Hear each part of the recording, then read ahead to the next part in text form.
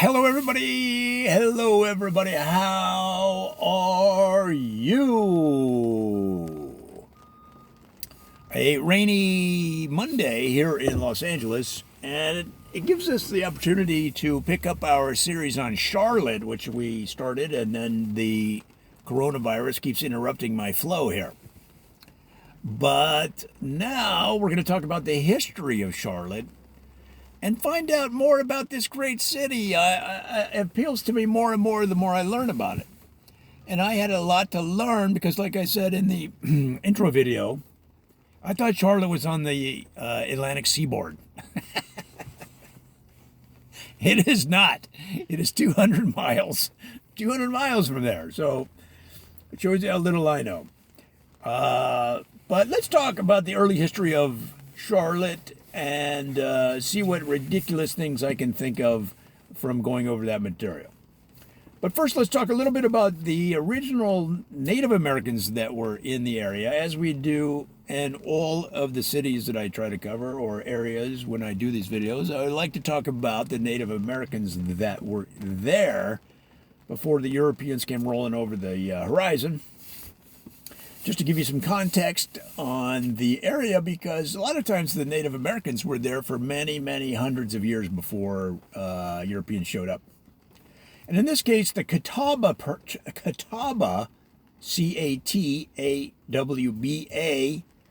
were in the area, and the first records that are known of Europeans noting the Catawba were the Spaniards in the mid 1500s have recorded them, seeing them, and noting their presence.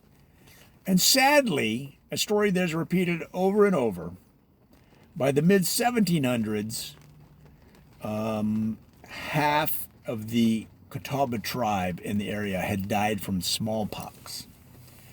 And in fact, smallpox and other diseases, I don't know the statistics or the actual facts, but we'll look them up. I believe smallpox and other diseases wiped out more Native Americans than actual battles. So we'll check that out.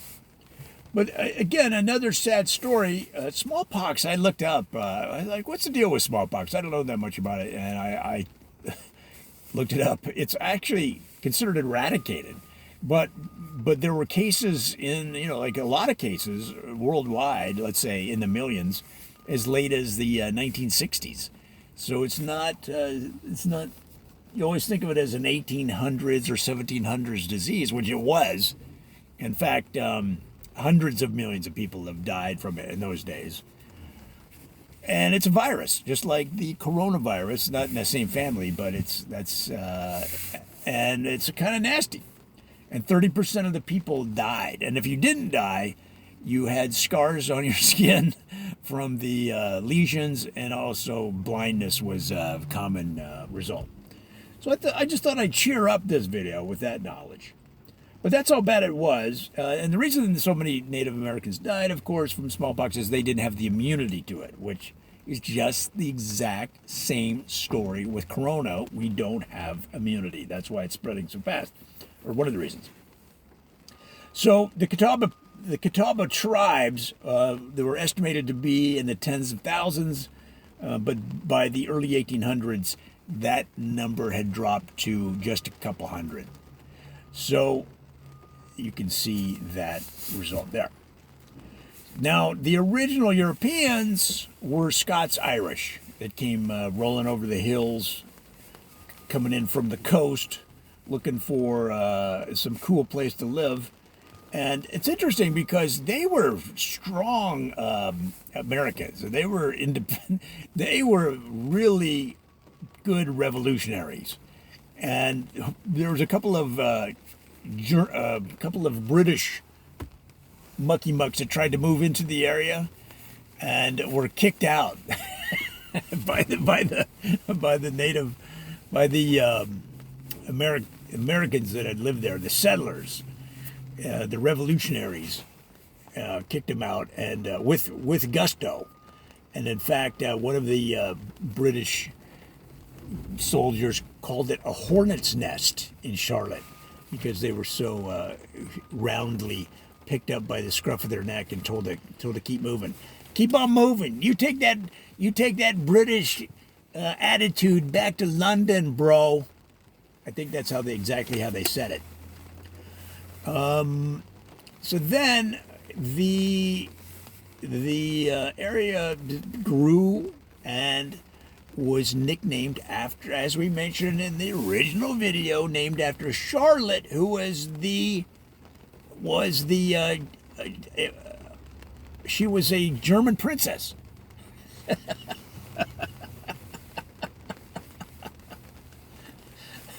Why wouldn't a German princess be named something like Helga or Ingrid? It just seems like, or are those more Swedish, Finnish? I don't know. But Charlotte seems so British. But of course, then she actually later became the Queen Consort of Great Britain, and this was a bunch of years before the town actually incorporated as Charlotte. In fact, in the original days, it was just known as Charlottetown. They called it Charlottetown. Are you rolling up to Charlottetown? Listen, get me some eggs, get me some milk, and get some of that beef jerky, and not the spicy one, just the regular one. And so the town grew and grew. They surveyed the Carolina Mountains area, and one of the surveyors in the early 1770s noted that Charlottetown consisted of, to give you an idea of what it looked like and what was going on. When I say it grew and grew, he said there were 5 or 6 homes made of logs. That was the whole town.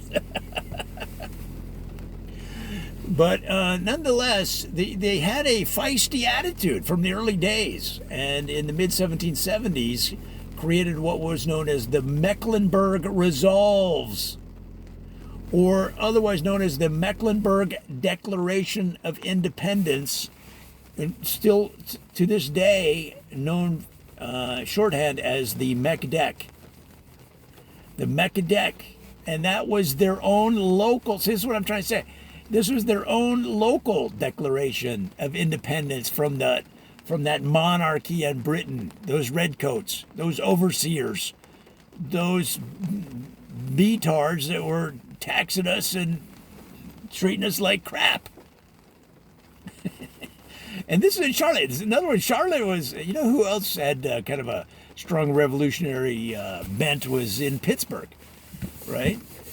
You know, it's funny because all of these locales, they didn't have the internet. They didn't have social media. It wasn't like they get on Facebook and they go, we got some of them redcoats around here. We're kicking them red out.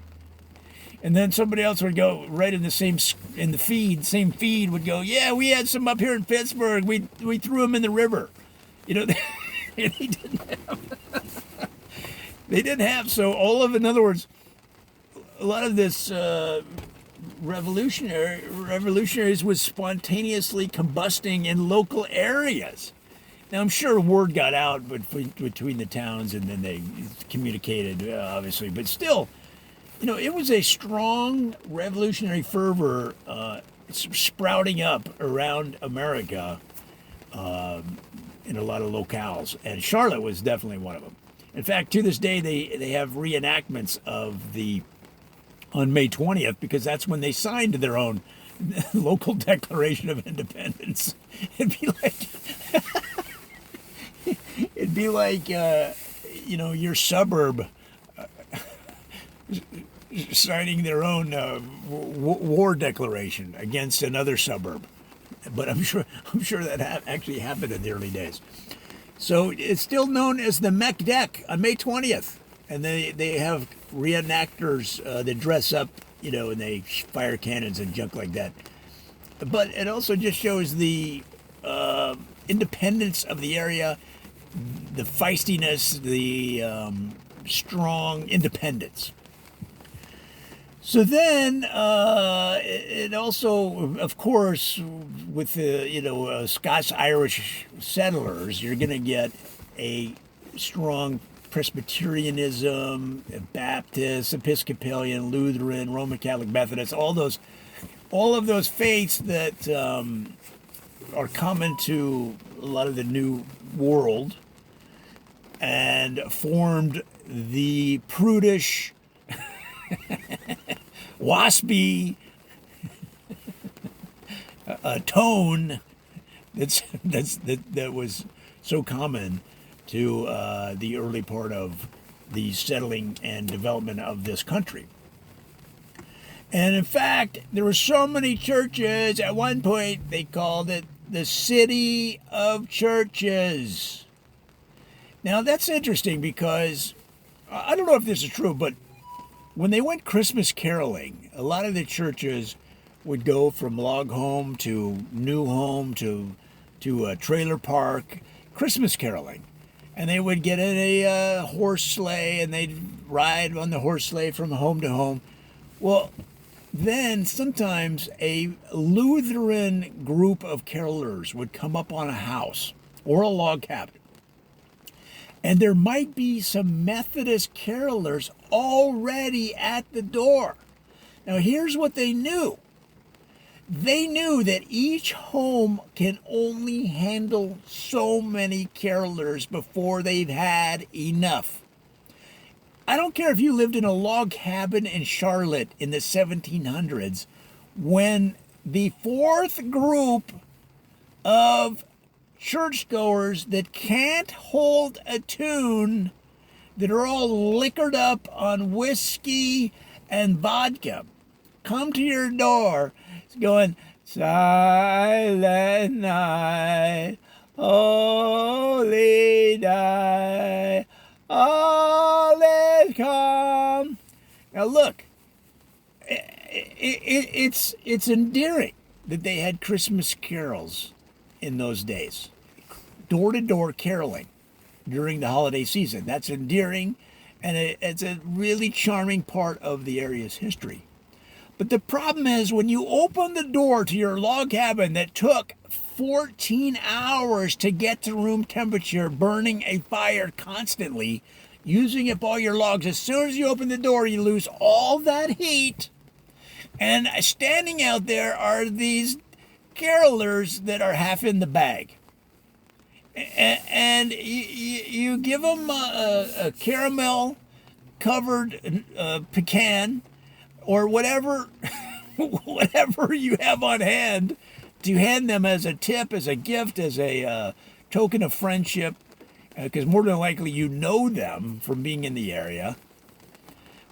And all that's, a great part of the history of Charlotte.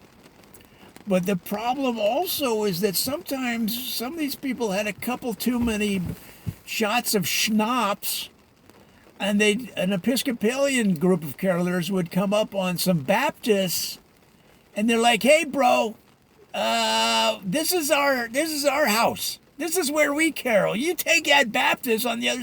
Take your Baptist caroling on the other side of the street, on the other side of the road."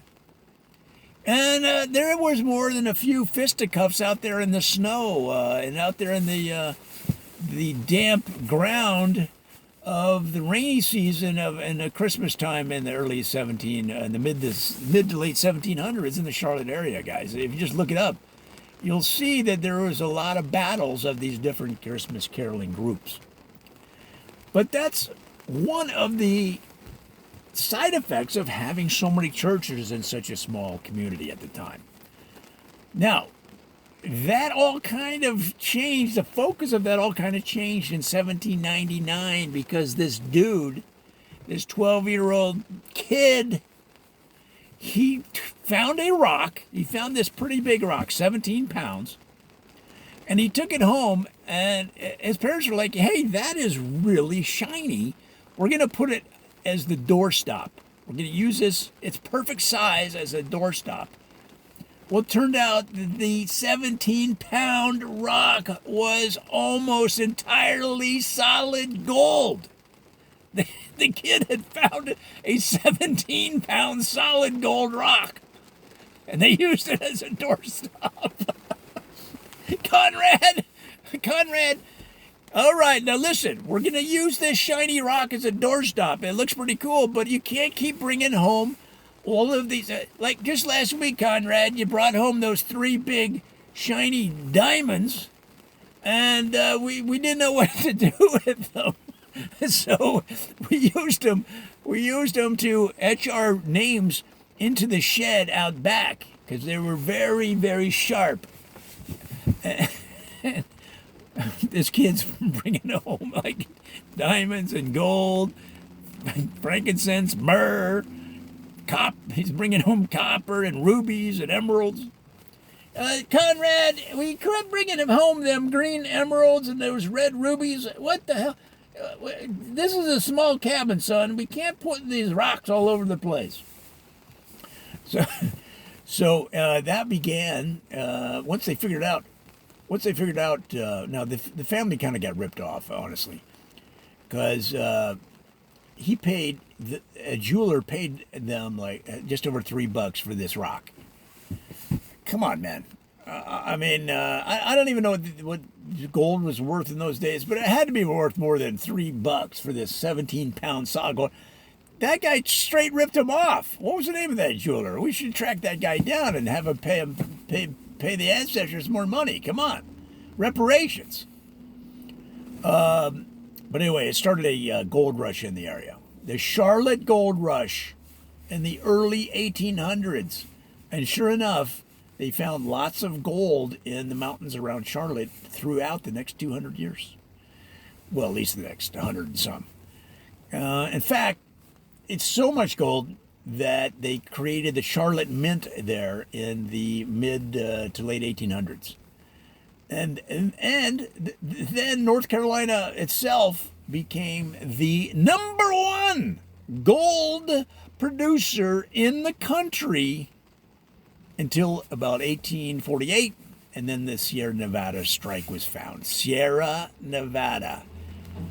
Okay, just like you thought Coors Gold was this rare fluid because they marketed it so well, you couldn't get it east of the Rockies, all that. Well, that was the same with gold. As soon as they found it out west, Charlotte dropped in the rate. Charlotte dropped from the #1 on the hit parade, and Las Vegas became #1. And then shortly after that, the very next year, 1849, guess what happened? That's right, California became #1 with gold strikes in California. Namely in the area around San Francisco and Sacramento. Not so much in L.A. Not so much gold in L.A. That came later. That came with Oscar-winning movies. So now you still can find gold in Charlotte. There's just not very much left over. It's all gone. It's kind of like during the coronavirus rush on the stores. Before the stores were limiting people to 2 packages of toilet paper or 2 bottles of isopropyl alcohol or 2 bottles or 1 bottle of hydrogen peroxide, whatever it is. Before there were limits, in the early days, these hoarders would buy like 50 packages of toilet paper because they thought we might be in for a long, long siege here. But even with that, and an average family of 4, why do you need 400 rolls of toilet paper? We're not going to be under quarantine for 7 years, guys. So then you get there as a regular citizen that's attuned to the needs of others and trying to do the right thing, and you get there and there's nothing because you're a sucker. Well, that's the same way it was with the gold in North Carolina. It was all taken out. And by the time you got there, there was like 2 pebbles left. And it started out with 17-pound rocks. And a kid found it. A kid found a rock, and you get these 2 little pebbles that are worth like $1. But then Civil War kicked in, and after the Civil War, Charlotte really took off. The gold was a distant memory, and now the cash crop was cotton. And the railroads were being built, and Charlotte was a hub for all the railroads. And the population had grown to just over 7,000 people at this time. In fact, by 1910, it became the largest city in North Carolina. And then it grew and grew. World War I came, it grew some more. They put Camp Green, a military camp outside of town.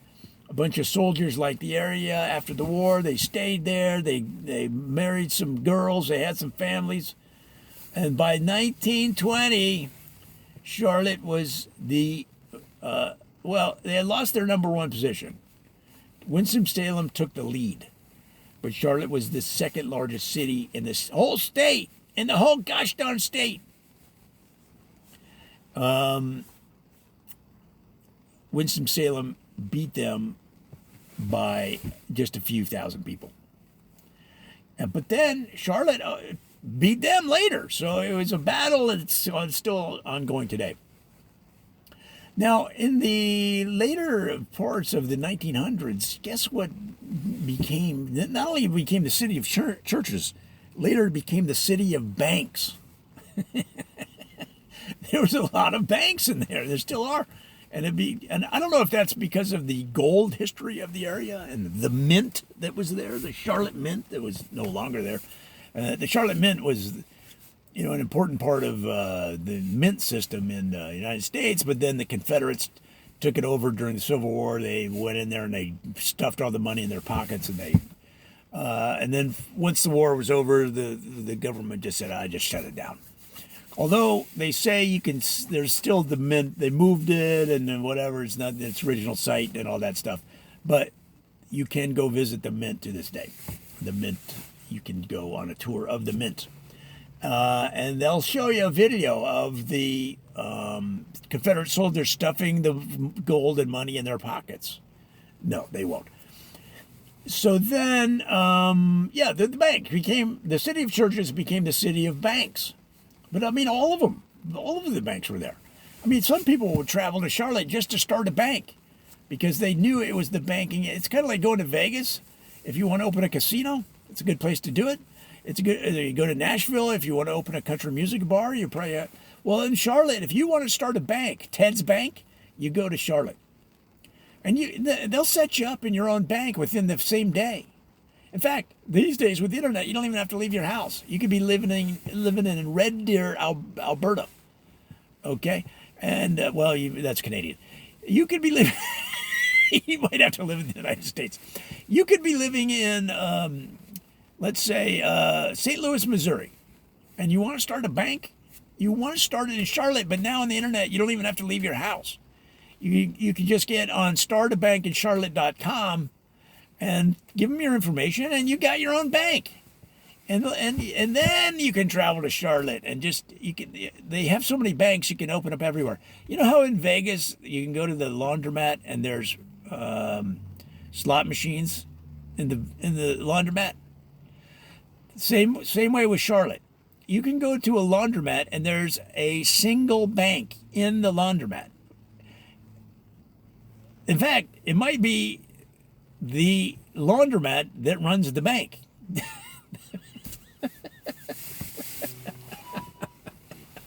What the hell are you talking about?